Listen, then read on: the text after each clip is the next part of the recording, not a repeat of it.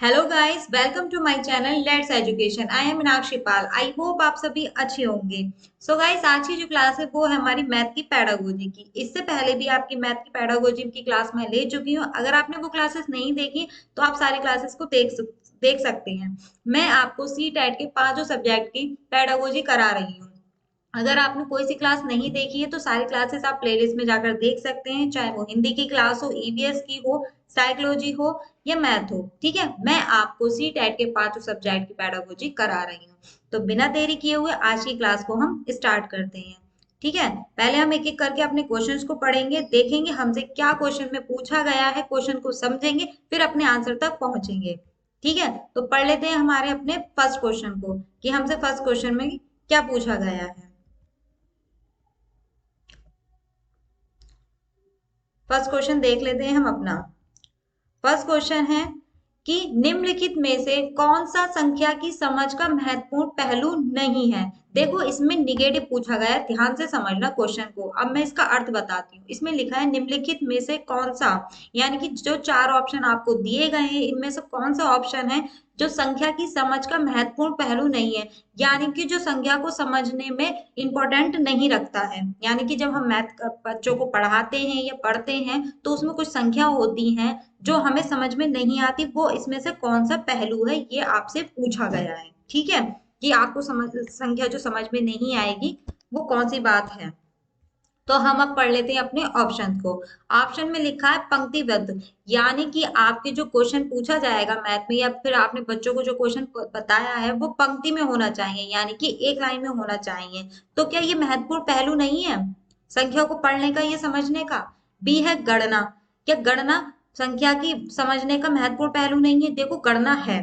जब गणना का क्या मतलब है, जब संख्या लगी हुई होंगी सीरीज से तभी तो हम ढंग से पढ़ेंगे। मान लो 23 है, ठीक है, आपने 23 बताया, अगर 22 इधर लिखा है, 3 इधर लिखा है, तभी तो 23 पढ़ा जाएगा। तो क्रम में तो होना चाहिए ही।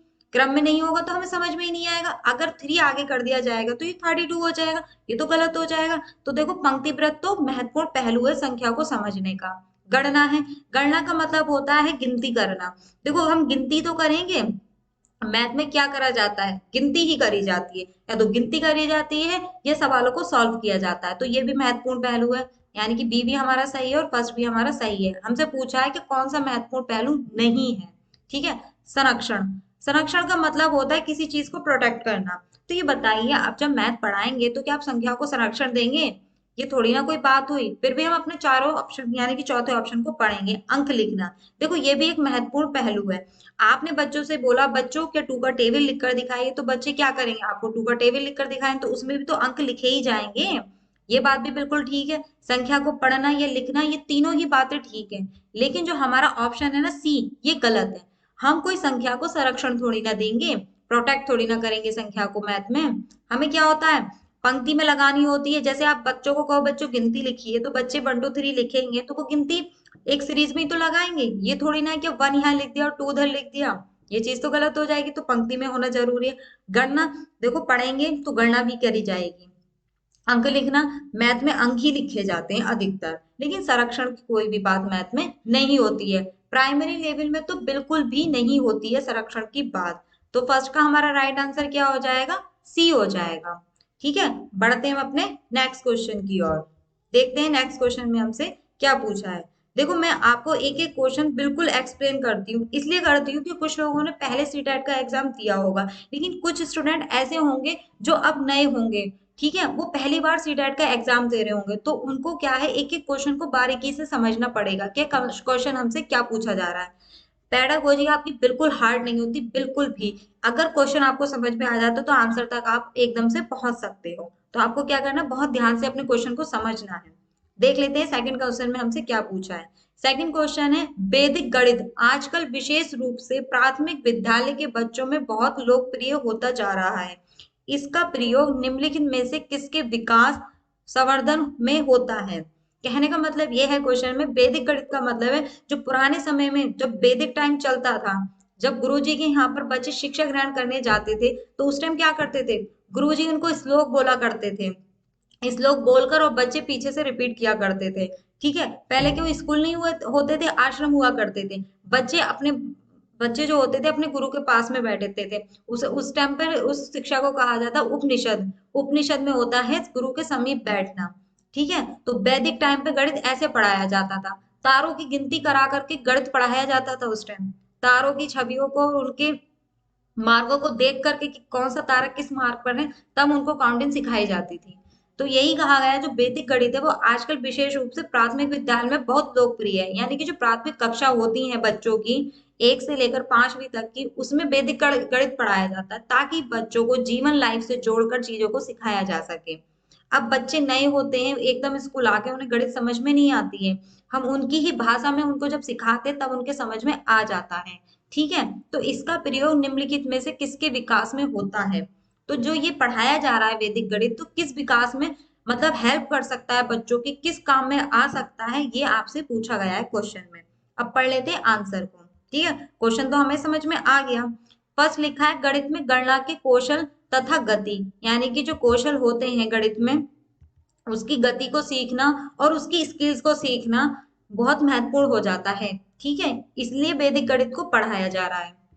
कौशल और गणना के कौशल तथा गति का मतलब यह है, कौशल का मतलब ये होता है एक सीरीज होती है LSRW करके।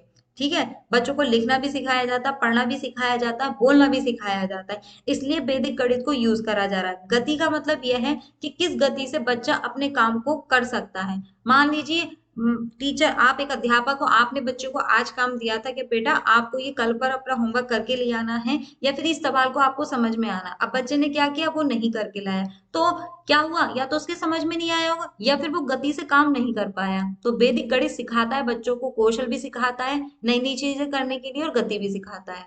क्या ये बात ठीक है? बी है बच्चों की गणित परिकल्पना प्रक्रिया की समझ, यानी कि जो वैदिक गणित है वो बच्चों में विकास करता है। गणित को वो परिकलन कर सके, यानी कि समझ सकते हैं, और एक्टिविटी में भी क्या है उनकी समझ बढ़ जाए, इसलिए कराया जाता है वैदिक गणित। सी है बच्चों के गणित की समस्या समाधान कौशल, यानी कि जो वैदिक गणित है वो बच्चों की गणित की में जो समस्या होती है उसका समाधान बताता है वैदिक गणित। ये बात ठीक है। फिर डी है बच्चों की गणित में एकाग्रता। एकाग्रता का मतलब ये होता है कि एकाग्रता होगा, इसे थोड़ा सा सही कर लीजिए। एकाग्रता यानी कि बच्चों की लगन और एक क्रम से अपने काम को करने के लिए वैदिक गणित विकास करता है बच्चों के अंदर। अब बताइए इसमें राइट आंसर क्या होगा? देखो ये ऐसे क्वेश्चन है जो आपको कंफ्यूज करते हैं। चारों ही ऑप्शन जो है बिल्कुल सही लग रहे होंगे, क्योंकि कोई बात गलत ही नहीं लिखी इसमें, कोई भी बात गलत नहीं लिखी है। गलत होता तो हम वैसे ही निकाल देते। देखो अब हमें अपना बेस्ट क्वेश्चन ढूंढना है। बेस्ट आंसर इसका जो है वो फर्स्ट है। अब फर्स्ट कैसे है ये भी मैं आपको समझा देती हूँ। चारों पेडागोजी में यही होता है कि चारों एक से लेते हैं, लेकिन हमें बेस्ट आंसर पूछना होता, सुनना करना होता है। ठीक, गणित में गणना के कौशल तथा गणित, देखो गणित में कौशल काम आते हैं, स्किल्स काम आती हैं बच्चों की। मान लो एक बच्चा धीरे से सीख जाता है और एक बच्चा बहुत देर से सीख पाता है, तो उसे ही कहा जाता है कौशल। अगर आप लोग वैदिक गणित के अनुसार यानी कि तारों की गिनती कराकर उनमें बच्चों में एग्जाम्पल के तौर पर सिखाओगे तो उनके कौशल का विकास होगा और उनमें गति भी बढ़ेगी। जैसे कि आपको जोड़ने के सवाल सिखाने, तो आप बच्चों से कहोगे बच्चों कि आपके पास की दो, आपके दोस्त के पास 2 टॉफी है और 2 टॉफी आपके पास है, तो कितनी हो गई, 4 हो गई। लेकिन जब आप बोर्ड पर बच्चों को पढ़ाते हो तो उन्हें एकदम से समझ में नहीं आता, और उस टाइम पे उनकी गति भी तेज हो जाती है। जब उनका जिक्र आ जाता है ना तब उनकी गति भी तेज हो जाती है। तो ये कहलाते हैं गणित में गणना के कौशल और गति सिखाती है वैदिक गणित। वैदिक गणित यही सिखाती है। ठीक है, बाकी जो बातें हैं वो लिखा बच्चों की गणित परिकल्पना प्रक्रिया समझ, ये बात भी ठीक है। देखो जो प्रक्रिया है और समझ भी क्या है, कौशल के अंदर आ जाती है। फिर है बच्चों की गणित की समस्या समाधान, जब बच्चे के अंदर गति होगी, कौशल होंगे सारे गणित को सीखने के, तो सारी समस्या समाधान भी इसी में ही आ जाएगा। कोई कौशल स्पेशल थोड़ी ना हो गया समस्या समाधान का, इस कौशल कोई स्पेशल थोड़ी ना बनेगा, इन्हीं कौशल में आ जाएगा। ये तो गणना के कौशल में तो सारी बातें आ गई। बच्चों की गणित में एकाग्रता, जब बच्चे के अंदर स्किल्स है गणित को सीखने की, गणित को करने की, तो उसके अंदर एकाग्रता भी आ जाती है। तो हमें एक ऐसा ऑप्शन ढूंढना होता है जिसमें हमारे तीनों ऑप्शन समाहित हो, और फर्स्ट ऑप्शन हमारा ऐसा है कि इसमें तीनों ऑप्शन समाहित हो रहे हैं। तो सेकंड का राइट आंसर क्या हो जाएगा, फर्स्ट हो जाएगा। बढ़ते हैं हम अपने नेक्स्ट क्वेश्चन की ओर। देखो क्लास अगर आपको पसंद आ रही हो तो क्लास को लाइक करना, शेयर करना, चैनल को जरूर सब्सक्राइब करना। आप लोग क्लास देखते हो मुझे बहुत खुशी होती है, और मुझे सबसे ज्यादा खुशी ये होती है कि मैं आपके लिए कुछ कर पा रही हूँ, आपकी हेल्प कर पा रही हूँ। ठीक है, तो मेरी सिर्फ आपसे 3 चीजों की गुजारिश रहती है। एक, क्लास को लाइक करना, शेयर करना और चैनल को जरूर सब्सक्राइब करना। बेल आइकन को प्रेस कर देना ताकि जब भी क्लास हो तो नोटिफिकेशन मिल जाए। वैसे डेली की क्लास आपकी शाम को 6:10 पर स्टार्ट हो जाती है, तो आप क्लास उस टाइम भी अटेंड कर सकते हैं। अब देख लेते हैं हमारे थर्ड क्वेश्चन में क्या लिखा है। थर्ड क्वेश्चन में है, यहाँ पर आपको फोर्थ लिखा हुआ है। क्या है? कक्षा फोर्थ की बात है ये। क्या है? कक्षा फोर्थ की बात है। ठीक है, कक्षा फोर्थ की पाठ्य पुस्तक में दी गई निम्नलिखित समस्याओं में से कौन सी बहु अनुशासनात्मक समस्या की ओर संकेत करती है। अब पहले मैं इसका मीनिंग बता देती हूँ। यानी कि कक्षा फोर्थ की आपको पाठ्य पुस्तक में कुछ समस्या दी गई है। ठीक है, कक्षा फोर्थ है प्राइमरी में, उसमें कोई पाठ्य पुस्तक में समस्या दी गई है, में से कौन सी बहु अनुशासनात्मक समस्या की ओर संकेत करती है। यानी कि जो 4 ऑप्शन आपको दिए हैं उनमें से एक ऐसी समस्या दी गई है कक्षा 4 में की पुस्तक में जो बहु अनुशासनात्मक समस्या की ओर संकेत करती है। अब इसका मीनिंग और जान लेते हैं, ये बहु अनुशासनात्मक क्या होता है। देखो, बहु का मतलब हो गया मल्टीपल, यानी कि बहुत सारे। अनुशासन का मतलब हो गया अनुशासन जो होता है बच्चों के प्रति, या वो हमारे देश के लिए अनुशासन हो, हमारे स्कूल के लिए अनुशासन हो, जो रूल है। तो बहुत सारे रूल किस मतलब किस ऑप्शन में दिए गए हैं, समस्या दी गई है और किसकी ओर संकेत करती है, ये आपसे पूछा गया है कक्षा 4 की पाठ्य पुस्तक में। तो इन चारों ऑप्शन में से हमें ढूंढना है कि जो कक्षा 4 है उसकी पाठ्य पुस्तक है उसमें बहुत सारी समस्याओं वाला सवाल कौन सा दिया गया है। ठीक है, अब पढ़ लेते हैं एक एक करके ऑप्शन को। तो फर्स्ट लिखा है, दी गई आकृति में कितनी सममित रेखाएं हैं। यानी कि मान लो कक्षा 4 की एक किताब है, उसमें एक आकृति कोई सी भी हो सकती है, ये तो मैंने रेक्टेंगल बना दिया, इसमें कोई सी भी सममित रेखा हो सकती है। तो आकृति में कितनी सममित रेखा है, मान लो ये आकृति दी होगी, तो देखो एक रेखा मैं यहाँ से खींच दूं, थोड़ा सा टेढ़ा हो गया, एक रेखा मैं यहाँ से खींच दूं। सममित रेखा क्या होती है? जो समान भागों को काटती है। तो जब मैंने यहाँ से काटा तब भी ये समान भागों में बटेगी, और मैंने यहाँ से काटा तब भी समान भागों, और मैं जब बीच में से काट दूंगी तब भी तो ये समान भागों में कटेगी, हाफ हाफ करके। तो ये बताना है। तो कि ये बहुत सारी, मतलब बहुत सारी समस्या हैं जो बच्चों को समझ में नहीं आएगी, ये बच्चों की ओर संकेत करती है। इसमें तो कोई ज्यादा समस्या दे नहीं रखी है, ध्यान से समझना। तो समस्या थोड़ी ना सममित रेखा खींचनी है, ये तो बच्चा खींच सकता है, कक्षा फोर्थ का तो आराम से खींच सकता है। फिर है, दी गई ज्यामितीय आकृति में से एक सममित रेखा खींचना। मतलब कोई ज्यामितीय आकृति दे दी जाएगी, जैसे कि आपको मान लो कि दे दी है, रेक्टेंगल दे दिया है, ठीक है, सॉरी ट्राइंगल दे दिया है, इसमें आपको एक सममित रेखा खींचनी है। लो खींच दी मैंने, ये खींच दी, तो ये बिल्कुल हाफ हाफ पार्ट में बढ़ गई, नहीं बढ़ गई? बिल्कुल हाफ हाफ पार्ट में तो बढ़ गई। तो क्या ये बहुत बड़ी समस्या है बच्चों के लिए? इसमें बहुत सारे तरीके निकल सकते हैं करने के, बिल्कुल नहीं निकल से, एक ही लाइन खींचनी थी। ठीक है, अब पढ़ लेते हैं सी ऑप्शन क्या है। भारत के झंडे का आरेख बनाइए और सममित रेखाओं की संख्या की पहचान कीजिए। यानी कि जो भारत का, हमारा देश है भारत देश, उसका झंडा बनाना है और उसमें रेखा खींचनी है, सममित रेखा की संख्या की पहचान कीजिए। इन्होंने ये नहीं कहा है कि इतनी रेखाएं हैं उसमें। देखो, इसमें भी पूछ लिया था कि कितनी रेखा होंगी, तो बता दिया था। इसमें एक रेखा खींचने के लिए बोल दिया था। लेकिन जो भारत का झंडा है, देखो कुछ बच्चों को तो पता है कि हमारा झंडा ऐसे बनता है। मैं आपको बता दूं, पहले क्या करेंगे, बच्चे झंडा बनाएंगे, एक रेखा ये खींचेगी, एक रेखा ये खींचेगी, ठीक है, फिर इसमें चक्र बनाया जाएगा, यही तो होगा हमारा भारत का झंडा। अब इसमें पूछा गया है कि सममित रेखों की संख्या कितनी होगी। ठीक है, देखो इसमें अगर बच्चों को झंडा आता होगा बनाना तब तो वो बताएंगे कि कितनी सममित रेखा है। इसमें भी अभी सममित रेखा खींची जा सकती है, एक ये खींची जा सकती है, ये भी एक सममित रेखा ही है वैसे कहा जाए तो, एक ये खींची जा सकती है, एक ये खींची जा सकती है। तो क्या है, इसमें मल्टीपल हो गए, मल्टीपल यानी कि बहुत सारी रेखाएं हो गई हैं। तो कुछ बच्चे तो 3 बता देंगे, कुछ बच्चे 4 बता देंगे, लेकिन जो सही बच्चा दिमाग लगा के काम करेगा तो तो ये वो पता कर लेगा कि इसमें कितनी सारी रेखाएं खींची जा रही है। तो इसमें क्या बहुत सारा काम है, मल्टीपल अनुशासन है, यानी कि इसमें मल्टीपल काम करना है। और अनुशासन की बात करें, ये रूल है, ये नियम दिया हुआ है कि झंडे में हमारे कितनी सममित रेखा है वो बतानी है। ठीक है, ज्यादा नहीं बता सकते हम, उतनी ही बतानी है। डी है, दी गई आकृति की दर्पण छवि का आरेख बनाओ। यानी कि कोई आकृति दी है, उसकी जो मतलब की परछाई होगी उसका चित्र बनाना होगा। अब कुछ भी हो सकता है, वो तो किसी की भी परछाई बनाई जा सकती है। तो आप बताइए इन चारों ऑप्शन में से सबसे ज्यादा काम किसमें करना पड़ रहा है बच्चों को। बहु आशा अनुशासनात्मक का मतलब यही हो गया कि बहुत ही सारा काम किसमें करना पड़ रहा है बच्चों को। आपको इसका राइट आंसर बताना है। देखो, इसका जो राइट आंसर है वो है हमारा सी है। सी कैसे है? सबसे फर्स्ट ऑफ ऑल झंडे का आरेख बनाना है, फिर उसमें सममित रेखाओं की संख्या की पहचान करनी है कि कितनी होगी।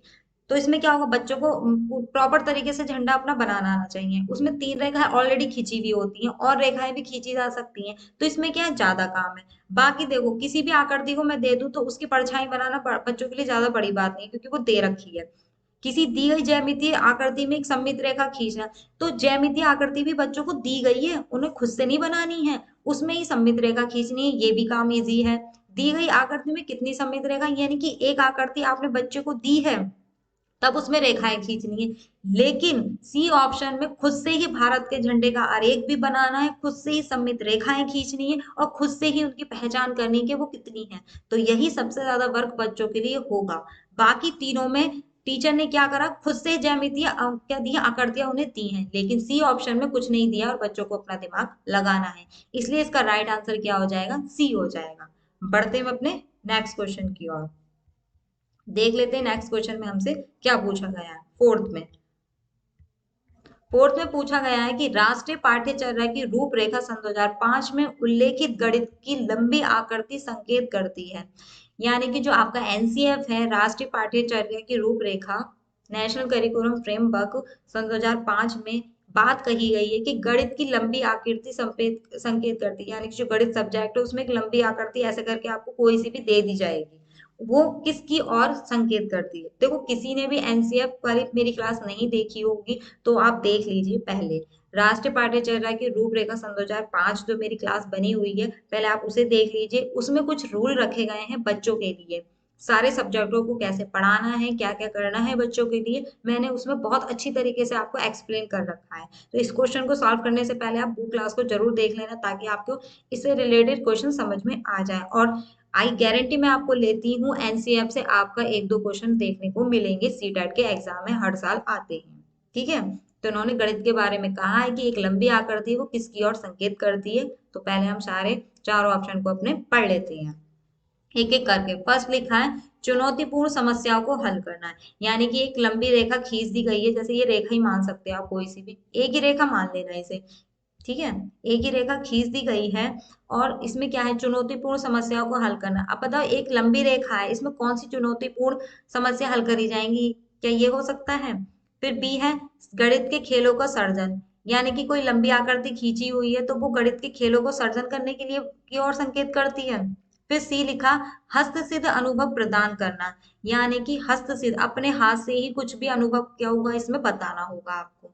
फिर डी है एक संकल्पना पर दूसरी संकल्पना बनाना। यानी कि जो रेखा है आपकी वो ये कहती है कि आप एक संकल्पना पर दूसरी संकल्पना को बना सकते हैं, यानी कि आप एक काम को दूसरे काम से जोड़कर बच्चों को समझा सकते हैं, या फिर किसी समस्या को बच्चे की उसकी जीवन लाइफ से जोड़कर बता सकते हैं।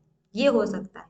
मान लो अब ये रेखा मैंने खींच दी, बच्चों को क्लास में कह दिया, बच्चों ये बताओ ये क्या है। कुछ बच्चे पता है क्या कह देंगे, कि मैडम एक ये लाइन खींची हुई है ना। कुछ बच्चे कहेंगे मैडम ये तो रस्सी की तरह लग रही है। कुछ बच्चे कहेंगे मैडम ये तो हमारे सीधे डंडे की तरह लग रही है। कोई कुछ बोलेगा, कोई कुछ बोलेगा, यही तो बोलेगा। अब हमें पढ़ाना है बच्चों को गणित, मैं इस रेखा के रिकॉर्डिंग तो दूसरी रेखा खींचूंगी, ऐसे करके खींचूंगी, फिर ऐसे करके खींचूंगी, तभी तो ट्राइंगल बताऊंगी। ट्राइंगल सिखाने के लिए मुझे पहले सीधी रेखा खींचनी पड़ेगी, डायरेक्ट ही 3 लाइनें नहीं खींच दूंगी ताकि बच्चों को समझ में नहीं आए। सबसे पहले क्या करते हैं, हम बिंदु लगाते हैं, फिर कहते हैं बच्चों ये बिंदु लगा के मैंने एक रेखा खींच दी, बच्चों बताओ ये क्या है। तो बच्चे अपनी समझ से बताएंगे। तो मेरा हमारा उस टाइम पे दायित्व ये होगा कि बच्चों से कहा जाएगा बच्चों ये सीधी एक लाइन है, या फिर इसे एक रस्सी कह सकते हो आप, या इसे एक डंडा कह सकते हो। मैंने इसके ऊपर एक डंडा और ऐसे करके खींच दिया, एक डंडा और ऐसे खींच दिया, बच्चों ये बताओ क्या है। तो कुछ बच्चे बोलेंगे मैडम ये तो जोकर की टोपी है। कुछ बच्चे बोलेंगे मैडम ये तो हमारी कोन वाली आइसक्रीम है। तो बच्चे क्या करेंगे, अपनी जीवन लाइफ से सीख कर ही सीख पाएंगे, है ना। और हमें भी क्या करना होगा कि बच्चों, जो आप कोन वाली आइसक्रीम खाते हो, ये जोकर की जो टोपी होती है, यही आपका त्रिकोण होता है ना, या फिर यही आपका ट्रायंगल होता है। तो हमारी एनसीएफ हमसे कहता है कि बच्चों को एक संकल्पना पर दूसरी संकल्पना बनाना सिखाना चाहिए। ठीक है, इससे क्या होता है, बच्चों को अपना ज्ञान सर्जित करना पड़ता है, यानी कि बच्चों को उनके जीवन रेखा से जोड़कर चीजों को समझाकर पढ़ाना चाहिए। अब उन्हें नहीं पता कि त्रिकोण क्या होता है, उन्हें नहीं पता कि ट्रायंगल क्या होता है। लेकिन जब हम उन्हें ऐसे ऐसे एग्जाम्पल देंगे शंकु बनाकर, जो उन्होंने अपनी जीवन लाइफ में देखे हैं, तो इससे बच्चों को बहुत अच्छे समझ में आ सकता है। देखो प्राइमरी लेवल के जो बच्चे होते हैं वो बिल्कुल ही न्यूली स्टार्ट होती है उनकी जर्नी, तो हमें क्या है, उनकी भाषा में ही उनको सिखाना चाहिए। तो इसलिए फोर्थ का राइट आंसर क्या हो जाएगा, डी हो जाएगा। देखो सी भी गलत नहीं है कि हस्त सीधा अनुभव प्रदान करना, वो बात ठीक है, लेकिन हमें बच्चों को एक लंबी आकृति संकेत करके पढ़ाना है, तो हम कैसे पढ़ाएंगे, ये हमसे क्वेश्चन में पूछा गया था। उनका अनुभव तो हमने ले लिया, लेकिन हमें पढ़ाना ऐसे ही है। गणित के इस खेलों का सर्जन, गणित के खेल कोई सर्जन थोड़ी ना होता है। चुनौतीपूर्ण समस्या को एक लंबी रेखा से कोई चुनौतीपूर्ण समस्या थोड़ी ना हल हो जाती है। तो फोर्थ का राइट आंसर क्या हो जाएगा, हमारा डी हो जाएगा। बढ़ते हुए अपने नेक्स्ट क्वेश्चन की ओर देख लेते हैं। नेक्स्ट क्वेश्चन में हमसे क्या पूछा गया है।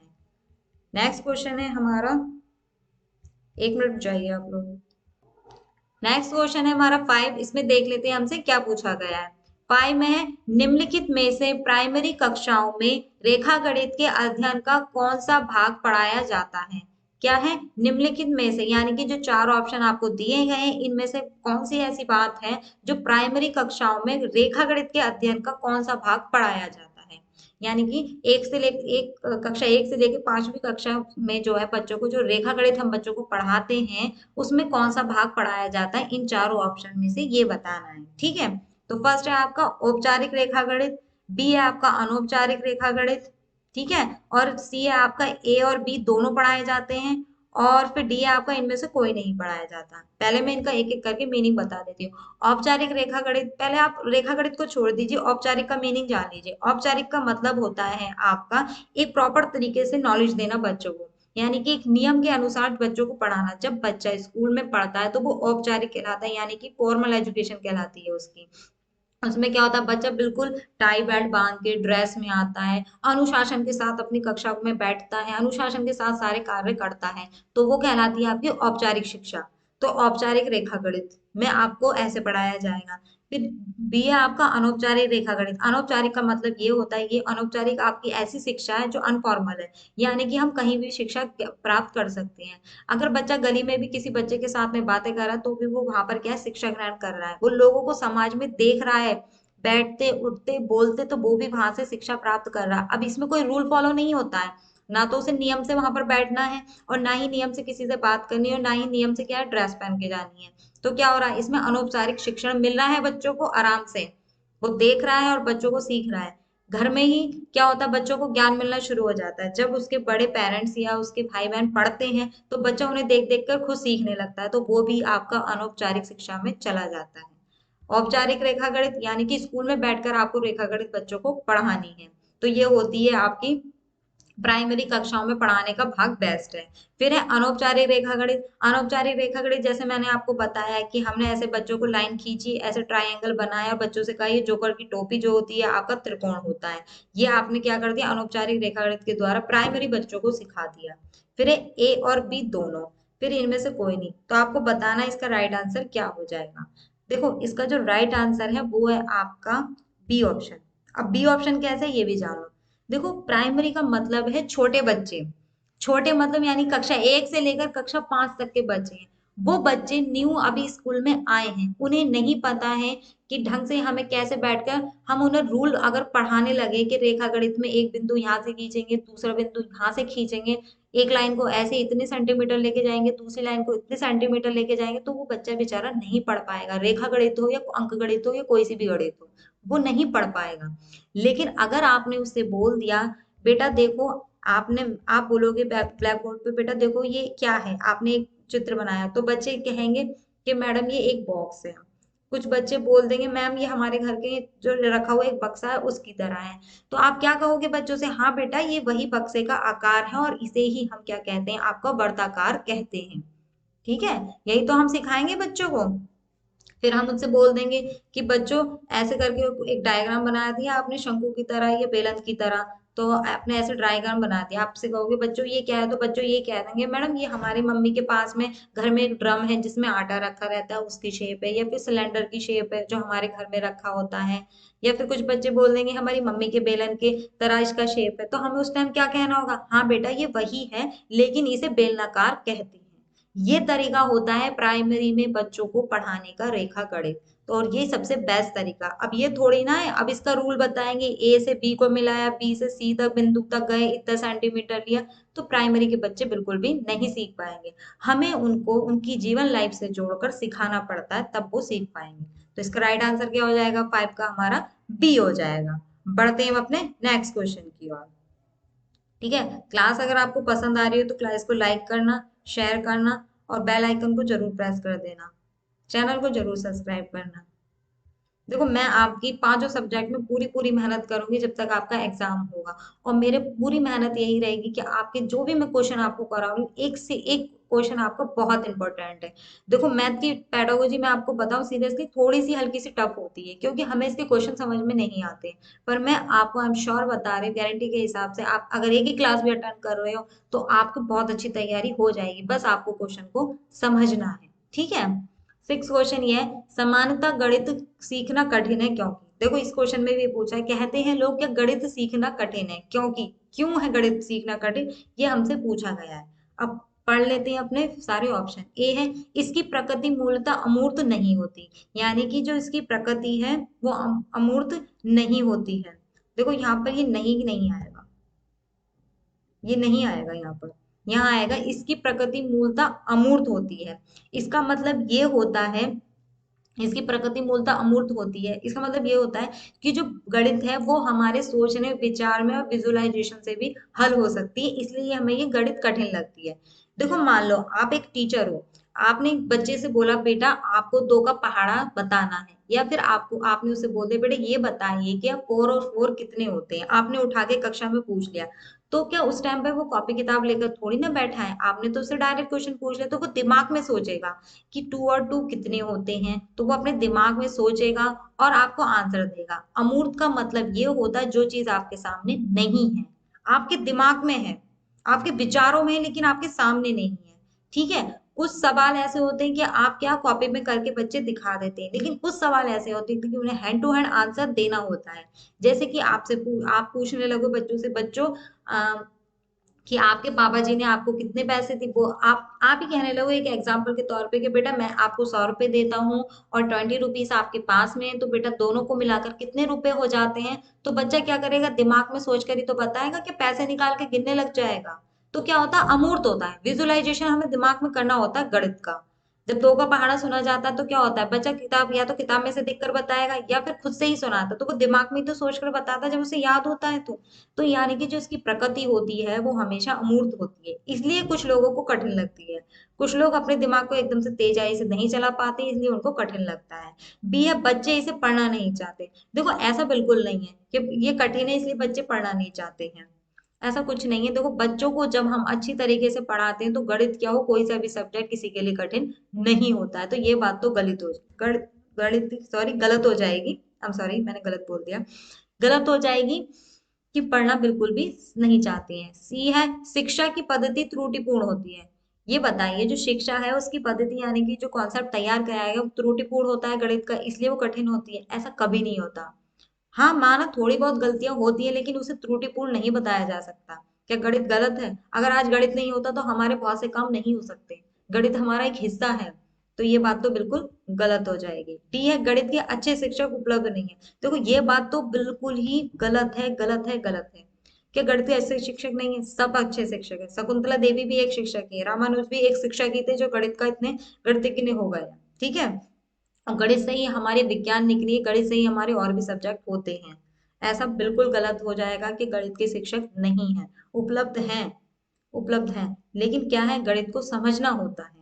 तो ये बात तो गलत हो जाएगी। तो इसका जो राइट आंसर है वो आपका ए है, कि गणित की जो प्रकृति वो मूलतः अमूर्त होती है, यानी कि अमूर्त अमूर्त होती है, यानी कि वो क्या होती है, विजुअलाइजेशन होती है, हमारे दिमाग में तर्क करना होता है, रीजनिंग करना होता है। तो इसलिए क्या होती है, कठिन इसलिए लगती है और कठिन नहीं है गणित। सो सिक्स का राइट आंसर क्या हो जाएगा, हमारा फर्स्ट हो जाएगा। बढ़ते हैं अपने नेक्स्ट क्वेश्चन की ओर। नेक्स्ट क्वेश्चन में क्या पूछा है हम देख लेते हैं। नेक्स्ट क्वेश्चन है हमारा सेवेंथ, इसे पढ़ लेते हैं पहले, फिर आंसर पर पहुंचेंगे। फर्स्ट है, कक्षा 5 में गणित की बेला में ये वाद विवाद रखा गया, शून्य सबसे अधिक प्रभावशाली संख्या है। ये क्रियाकलाप बच्चों को प्रोत्साहित करता है। यानी कि जो कक्षा 5 के बच्चे हैं, उनका जो कक्षा 5 की जो पीरियड चल रहा है उसमें ये वाद विवाद हो, यानी कि चर्चा चल रही है, आपस में बातें चल रही है और ये बात रखी जा रही है कि शून्य सबसे अधिक प्रभावशाली होता है, यानी कि जो शून्य यानी कि जो जीरो है हमारा, वो सबसे ज्यादा पावरफुल होता है। ये बात रखी गई है क्लास में। तो ये जो बात रखी गई है, क्रियाकलाप बच्चों को प्रोत्साहित कर रहा है, तो ये बच्चों को किस प्रकार से प्रोत्साहित कर रहा है? उत्साहित कर रहा है, यानी कि उल्लास में, यानी कि खुशी कर रहा है। किस बात से प्रभावित कर रहा है, ये बात आपको बतानी है कि जीरो जो होता है वो हमारा प्रभावशाली होता है। कक्षा 5 की बात है, ध्यान रखना। देख लेते हैं ऑप्शन में। ए विश्लेषण और संप्रेषण में, यानी कि विश्लेषण का मतलब क्या होता है? चीजों को जोड़ थोड़ी तोड़ना। विश्लेषण का मतलब क्या होता है? तोड़ तोड़ कर उनको बताना। तोड़ तोड़ कर बताने का मतलब क्या हो जाएगा? देखो, तोड़ तोड़ कर मतलब बताने के ये हो जाएगा, अगर मान लो मैं 50 रुपए, 50 में से मैं जीरो अलग कर दूं तो किसकी वैल्यू क्या रह जाएगी? सिर्फ 5 रुपए रह जाएगी। यही तो हो जाएगा। अगर मैं 500 में से जीरो हटा दूं तो उसकी वैल्यू 50 रुपए रह जाएगी। संप्रेषण का मतलब होता है बोलने में भी डिफरेंट हो जाएगा, आपस में बोलने में भी डिफरेंट हो जाएगा। 50 रुपए मैं आप बोलो, आप अपने बच्चों से, बच्चों मैं आपको 50 रुपए देता हूँ, अगर मैं उसमें से जीरो आपने हटा दिया तो वो तो 5 रुपए की वैल्यू रह जाएगी उसकी। तो वो वहीं पे क्या हो जाएंगे? 5 रुपए हो जाएंगे, 50 से 5 रुपए हो जाएंगे। तो विश्लेषण और संप्रेषण में प्रभाव बात क्या है? प्रभावित करती है। बी है वे संख्या लिखने में और जिनमें शून्य हो, यानी कि इस बात पर प्रभावित करती है जो संख्या हम लिखते हैं उसमें शून्य हो, तो उस बात से बच्चे क्या होंगे? बहुत ही ज्यादा खुश होंगे। ये प्रभावित करेगी बच्चों को बात। देखो, लिखने से कोई मतलब थोड़ी ना होगा, लिखा ही थोड़ी ना जाता है, बोला भी तो जाता है, तोड़ा भी तो जाता है, जोड़ा भी तो जाता है पैसों को। तो ये बात तो गलत हो जाएगी। लिखने से ही संबंधित कुछ नहीं होता है कि वही संख्या लिखी जाएंगी जिसमें शून्य है, बाकी संख्या नहीं लिखी जाएंगी क्या? तो उन्हीं के लिए वो मतलब इम्पोर्टेंट है, बाकी के लिए शून्य कोई इम्पोर्टेंट नहीं है। सी है वे समस्या हल करने में जिन संख्याओं के अंत में शून्य हो, यानी कि इस बात को बच्चों में बहुत प्रभावित करेंगे कि जब वो समस्या हल करते हैं, यानी कि उन्हें कोई सवाल दिया है जिनमें शून्य लिखा हो, तो उसमें उस बात के लिए बच्चों को क्या हो? बहुत फायदा हो जाएगा। तो बहुत बात इसलिए प्रभावित करती है। कोई ऐसा हो सकता है क्या? यानी कि जिन सवालों में शून्य होगा वो तो प्रभावशील हो जाएंगे बच्चों के लिए, बाकी जिसमें शून्य नहीं होगा उनका कोई काम ही नहीं रहेगा। ये बात तो गलत हो जाएगी ना। ऐसा थोड़ी ना होता है कि शून्य से ही थोड़ी ना संख्या बनाई जाएंगी, शून्य से ही थोड़ी ना संख्या बनाई जाएंगी। ठीक है। फिर डी है मित्रों को सहयोग देने में, यानी कि अच्छा, जीरो से लेकर के हम मित्रों को क्या है? अपना सहयोग कर सकते हैं। देखो, ऐसा कुछ नहीं है। इसका जो राइट आंसर है वो है आपका ए, विश्लेषण और संप्रेषण में। यानी कि अगर हम जीरो को ऐड कर रहे हैं तो संख्या बढ़ रही है, और जीरो को हटा रहे हैं तो क्या कर रहे हैं? वो उसकी संख्या घट बढ़ रही है, घट रही है। संप्रेषण यानी कि बोलने में भी डिफरेंट आ जाता है। अगर हम जीरो नहीं लगाएंगे, जैसे मैंने आपको बताया 50 रुपए में से जीरो हट जाएगा तो 5 रुपए वैल्यू रह जाएगी, 500 में से जीरो हट जाएगा तो उसकी वैल्यू 50 रुपए हो जाएगी। तो इसका जो राइट आंसर है वो विश्लेषण और संप्रेषण है। ठीक है। बढ़ते हुए अपने नेक्स्ट क्वेश्चन की ओर। नेक्स्ट क्वेश्चन में हमसे क्या पूछा है, हम देख लेते हैं। देखो 8 क्वेश्चन है हमारा, देख लेते हैं क्या पूछा गया है। इसमें है बताए गए नियमों को उदाहरण में प्रयोग कर उनकी पुष्टि करना किस शिक्षण विधि में संबंधित है? बताए गए नियमों, यानी कि पहले क्या होता है? आप एक टीचर हो, आप स्कूल में जाते हो, जब आप बच्चों को मैथ पढ़ाते हो तो आप क्या करते हो? पहले उनको नियम बता देते हो कि बच्चों आपको ये नियम अप्लाई करने हैं, ए स्क्वायर बी स्क्वायर, ये कोई फॉर्मूला क्या है उसका बता देते हो। फिर उसे उदाहरण देकर उसका प्रयोग कर देते हो। तो पुष्टि करना ये कौन सी शिक्षण विधि में संबंधित होती है? यानी कि पहले आप नियम बताओगे, फिर उसको उसका उदाहरण देकर सिखाओगे। जैसे कि आप कहोगे बच्चों कि आपको सिखाना प्लस के सवाल, तो आप कहोगे बच्चों ये बताइए, आपने लिख दिया कि यहाँ पे टू लिखा है और ये टू लिखा है, बेटा जब हम इसे जोड़ेंगे तो क्या हो जाएगा? तो है, इसको आप कहोगे ऐसे कर लिखना है बेटा आपको सवाल बना के, देन आपको टू और टू को जोड़ना है और तब इसमें आंसर लिखना है। आप ऐसे बताओगे। फिर उसके बाद में आप बोलोगे बेटा एक बात बताऊं, आपके पास दो चॉकलेट्स हैं और दो चॉकलेट्स मैंने आपको दे दी है, तो आपकी कितनी चॉकलेट्स हो गई? तो बच्चे बड़े एकदम से जवाब देंगे कि सर कितनी चॉकलेट हो गई? 4 चॉकलेट हो गई है। तो आपने पहले नियम बता दिया क्या ऐसे आपको लिखना है, फिर आपने उसका उदाहरण देके बच्चों को समझा दिया। तो ये जो पुष्टि हुई है वो कौन सी शिक्षण विधि में आती है? आपके सामने 4 शिक्षण विधि देखिए, देख लेते हैं कौन कौन सी है। सबसे पहली निगमन विधि। देखो ये एक ऐसी विधि, इसमें पहले नियम बताया जाता है, फिर उदाहरण देकर समझाया जाता है।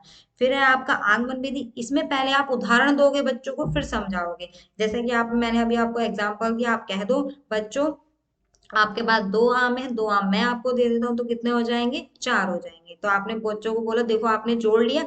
अब फिर आपको ये, फिर आप क्या करोगे, पहले आपने एग्जाम्पल दे दी, फिर आपको ये वाला रूल आप बच्चों को बता दोगे 2 और 2 4 करके। ये आता है आगमन विधि में। फिर आता है आपका विश्लेषण। विश्लेषण में चीजों को तोड़ लिया जाता है। जैसे आपको बेटा 2 ये रखे हैं और 2 ये रखे हैं, तो ये क्या कर दिया आपने, अलग अलग कर दिया। फिर आप संश्लेषण में क्या करो, आप इन दोनों को जोड़ दो कि बेटा 2 ये हैं 2 ये हैं, जोड़कर आपके क्या आंसर आ जाएगा। ये होता है आपके संश्लेषण विधि में। तो जो ये बात कही गई है कि पहले नियम फिर उदाहरण, तो कौन सी विधि में आएंगे, जैसा कि मैंने आपको बताया, इसका राइट आंसर आपका ए हो जाएगा, निगमन। निगमन में पहले नियम फिर उदाहरण, आगमन में पहले उदाहरण फिर नियम। तो ये का राइट आंसर क्या हो जाएगा आपका, ए हो जाएगा। बढ़ते हैं अपने नेक्स्ट क्वेश्चन की ओर। क्लास पसंद आ रही हो तो क्लास को जरूर सब्सक्राइब करके जाना आप लोग, ताकि मैं आपके लिए और भी बेहतरीन क्लास ला सकूं और आपकी ज्यादा से ज्यादा मदद कर सकूं।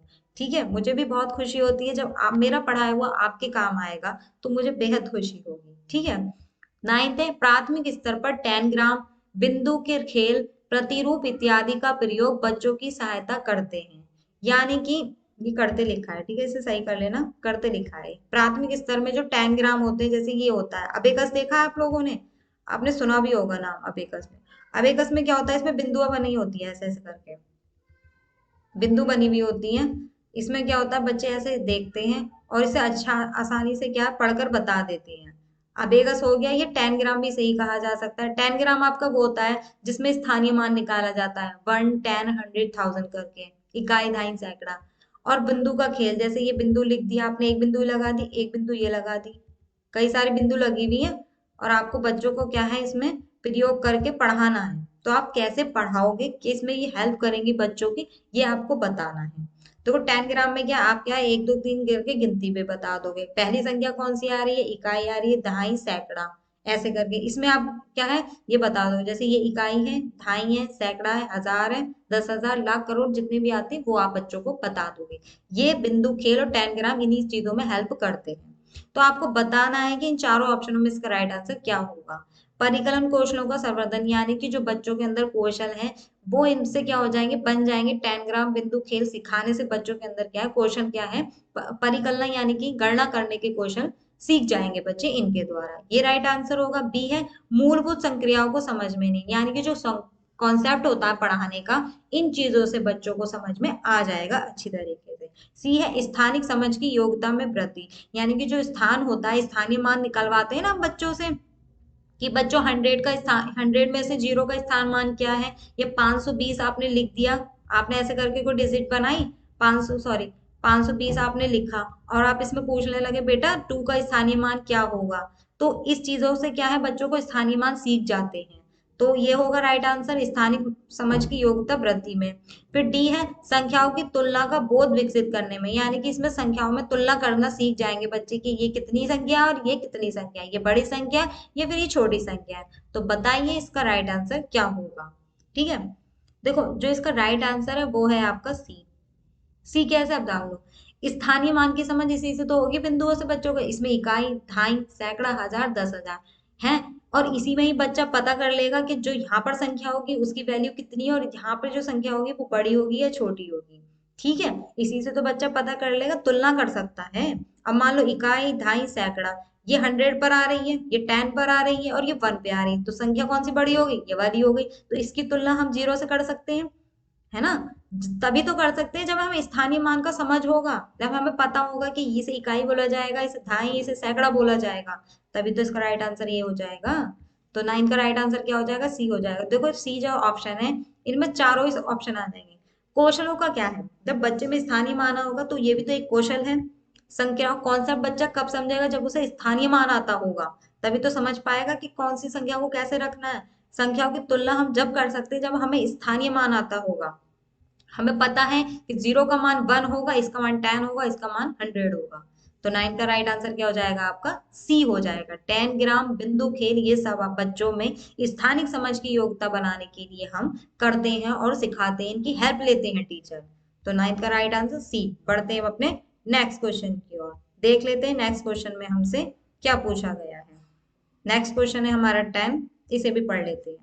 इसमें लिखा है, गणित की पाठ्य पुस्तक में विभिन्न प्रकरणों में खंड, अभ्यास, समय और समावेशित करने का उद्देश्य। यानी कि जो गणित की हमारी किताब होती है उसमें विभिन्न प्रकरणों और खंड यानी कि बहुत सारी चीजें होती हैं और प्रैक्टिस सेट होता है। अभ्यास समय का मतलब होता है प्रैक्टिस सेट भी दिए जाते हैं।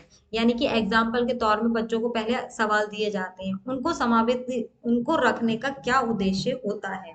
यानी कि एग्जाम्पल के तौर में करे हुए सवालों को हम क्यों रखते हैं और अभ्यास के लिए सवाल क्यों रखते हैं, इसका क्या उद्देश्य है।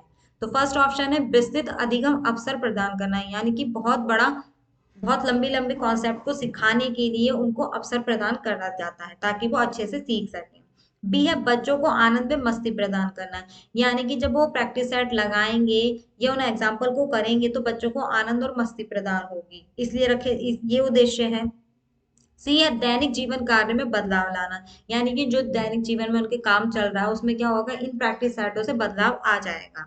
फिर सी डी है आपका समय का बेहतर सदुपयोग करना, यानी कि जो समय है बच्चों का सीखने का उसे क्या करना है, हमें बेहतर सदुपयोग हो जाएगा। कहने का मतलब यह है जब बच्चों में हम एक लेसन पढ़ा देते हैं तो हम एग्जाम्पल में कहते हैं बेटा ये एग्जाम्पल करके देखो ताकि आपको अच्छे से समझ में आ जाए। इससे क्या होगा, इसमें समय का भी प्रयोग हो जाएगा और बच्चों को भी सीखने मिल जाएगा, अभ्यास में यानी कि अधिगम हो जाएगा। तो बताइए इसका राइट आंसर आपका क्या होना चाहिए। चारों में कोई भी बात गलत नहीं लिखी हुई है लेकिन हमें समझना है इसका राइट आंसर क्या होगा। देखो अब पहले हम क्या करते हैं, इसके गलत गलत ऑप्शन हटा देते हैं। देखो दैनिक जीवन में तो कोई बदलाव होगा नहीं, क्योंकि जब हम पढ़ते हैं उसी से ही हमारा क्या हो जाता है, दैनिक जीवन बदलाव होने लगता है। लेकिन किसी प्रैक्टिस सेट को करने से दैनिक जीवन में बदलाव नहीं होगा। आनंद और मस्ती की बातें जो होती है वो आती हैं आपकी, वैसे सारे सब्जेक्टों में होती है लेकिन प्रैक्टिस सेट में कोई आनंद और मस्ती नहीं आती। बच्चों का क्या होता है, उनका बहुत ही ज्यादा रुचि प्रदान होती है, ये बात हम कह सकते हैं। उन्हें खुशी होती है जब उनके सारे सवाल सही होते हैं। विस्तृत अधिगम का मतलब ये है कि उन्हें कि बहुत ज्यादा तरीके से अच्छे से सिखाना और अवसर प्रदान करना। बताइए इसका राइट आंसर क्या होना चाहिए। ए और डी दोनों ही बातें ठीक है लेकिन हमारी बेस्ट बात कौन सी होगी ये आपको बतानी है। देखो इसका जो राइट आंसर है वो आपका डी है। डी है वो कैसे, अब समझ लेना पहले इस बात को आराम से। समय का बेहतर सदुपयोग। देखो आपने सिखाया बच्चों को, आपने थोड़ा समय दिया और बच्चों से कहा बेटा ये प्रैक्टिस सेट निकालो ताकि आपको मैथ अच्छे से समझ में आए, तो बच्चों का सदुपयोग होगा। अगर बच्चा खाली बैठा है तो अपने खाली समय में भी वो अपने प्रैक्टिस सेट को निकाल सकता है और सीख सकता है। इसलिए गणित की पाठ्य पुस्तक में प्रकरण खंड और अभ्यास समय निकाला जाता है ताकि बच्चों का क्या हो, बेहतर सदुपयोग हो सके। विस्तृत अधिगम अवसर देने का कोई मतलब नहीं होता है। अवसर हम बच्चों को पढ़ने का दे ही रहे हैं लेकिन विस्तृत अधिगम से हमें कोई लेना देना नहीं है। हाँ अगर गणित के अलावा कोई और पुस्तक होती तो हम वहां पर कह सकते थे कि हम उसे बच्चे को अवसर प्रदान कर रहे हैं, लेकिन यहाँ बात गणित की हो रही है तो इसमें समय का बेहतर सदुपयोग होता है और बच्चे को अच्छे से सीखने मिल जाता है। तो 10 का राइट आंसर क्या हो जाएगा, डी हो जाएगा। बढ़ते हैं अपने नेक्स्ट क्वेश्चन की ओर, देख लेते हैं नेक्स्ट क्वेश्चन में हमसे क्या पूछा गया है। नेक्स्ट क्वेश्चन नहीं है हमारे, शायद आज इतने ही क्वेश्चन थे। तो आई होप आज की क्लास आपको पसंद आई होगी। तो क्लास अगर आपको पसंद आई है तो क्लास को लाइक करना, शेयर करना और चैनल को जरूर सब्सक्राइब करना। बाकी क्लासेस नहीं देखी तो सारी क्लासेस को आप देख लेना। तो आज की क्लास के लिए थैंक यू सो मच।